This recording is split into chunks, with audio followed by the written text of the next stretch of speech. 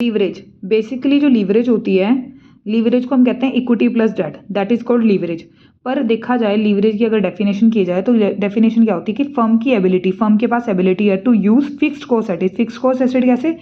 आपने क्या किया, कोई लोन लिया, उसके ऊपर आपको क्या करना है, ये फंड है आपका, कोई लोन लिया आपने, उसके ऊपर आपको इंटरेस्ट पे करना है। वो क्या होगी, उसकी एबिलिटी होगी कि वो इतना पे कर सकती है। ठीक है, क्यों? क्योंकि वो मैग्नीफाई कर रही है, किस चीज़ को मैग्नीफाई कर रही है? वो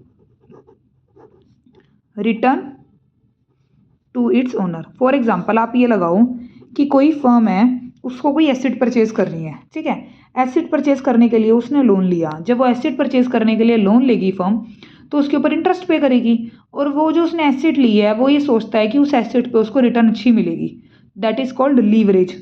ठीक है, इट मीन्स आप इसको सिंपल भी कह सकते हो कि जो फिक्स एसेट है, आपका फंड है जिसकी एबिलिटी है टू पे करने के लिए, the firm has to meet fixed cost या fix rate of interest in obligation that activity.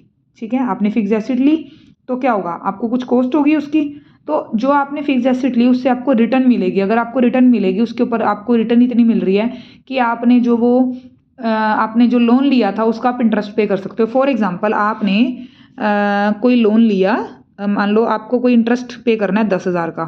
ठीक है, 10,000 का इंटरेस्ट पे करना है, पर उस एसेट से जो आपको रिटर्न मिल रही है वो 15,000 की मिल रही है। तो आपको क्या हो गया, बेनिफिट हो गया ना यहाँ पे।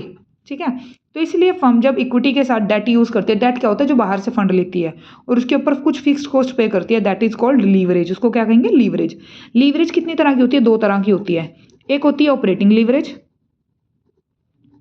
एक होती है आपकी फाइनेंशियल लीवरेज। ठीक है, अगर सिंपल टर्म्स में कहें, जो ऑपरेटिंग लीवरेज होती है वो ऑपरेटिंग एक्टिविटी से होती है और फाइनेंशियल एक्टिविटी से होती है।